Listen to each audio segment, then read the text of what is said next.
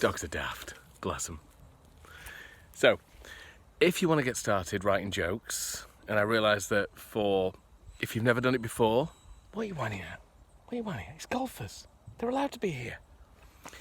If you want to get started writing gags, and I realise it's quite a daunting step for some people, the best thing you can do, the thing I always advise people to do is start with puns.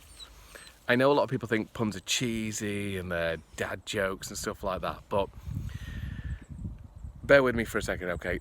They're really the most simplest form of joke there is. Setup, punchline. There's a rhythm to puns. You learn about how a joke flows and what makes a joke. There's the fewest moving parts of any joke, so there's fewer amount of things that can go wrong. So puns are a great place to start, and essentially all a pun is, without getting too descriptive about it, is it's just a word that can mean two different things. So say like fence. Okay, a fence can be a border of a garden, but it can also be a way to illegally move stolen goods. I've watched CSI, I know these things. So you take a word like fence and you just spot the two meanings of it and then create a joke out of that. So, do you like my new fence, Deirdre? And then it pans out into the garden, you see a man in a shady jacket looking to offload some DVD players.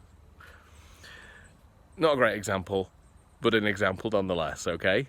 So puns are a great place to start. So, without getting too daunted about it, have a think about some puns and just be on the lookout for them. I spotted a great one yesterday. I was in Wrexham and spotted a sign at a soul club, an R&B club, and it said, Wednesday is jam night.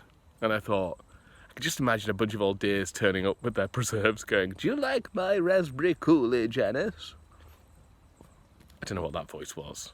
I don't do voices. But the idea, but here's the thing about that, right? It's a pun on the play on the word jam, obviously, but when you spot the pun, your mind creates the image. Your mind creates the image of, you know, somebody like Carlos Santana on stage and then Janice and Deirdre in a crowd turning up with all these preserves and stuff like that. So you almost formulate the joke in your head. So you could see, even if your business isn't a R&B or a jam business, what are you whining? They're allowed to be here. They're golfers. He's wearing some off-putting shorts, but they're allowed to be here. So you could see how the jam night, the R&B club, could come up with a cartoon or a social media post about this is what most people think of as a jam night and have Deirdre and Janice and a collection of preserves, but this is what we do, and it's Carlos Santana rocking out or something. So don't be daunted about trying jokes and writing jokes and coming up with ideas and stuff like that. Just spot puns. Start with puns. And forget about writing them. Just spot them. Just look around your own business, look around your own website, look around your own social media posts for words that mean something else. I think he really likes golf. Let's move away. So that's the first step. Just spot pun opportunities in your own business. Look for words that mean something else and could be the basis of a pun joke. Just write them down. You can have a go at them if you like, but don't worry about it too much. Spot them. Even if you're not not looking at your own business, when you're out and about, look for stuff. Sign, tree, leaf, path and stuff like this. I'm just naming things that I'm seeing, but you get the idea.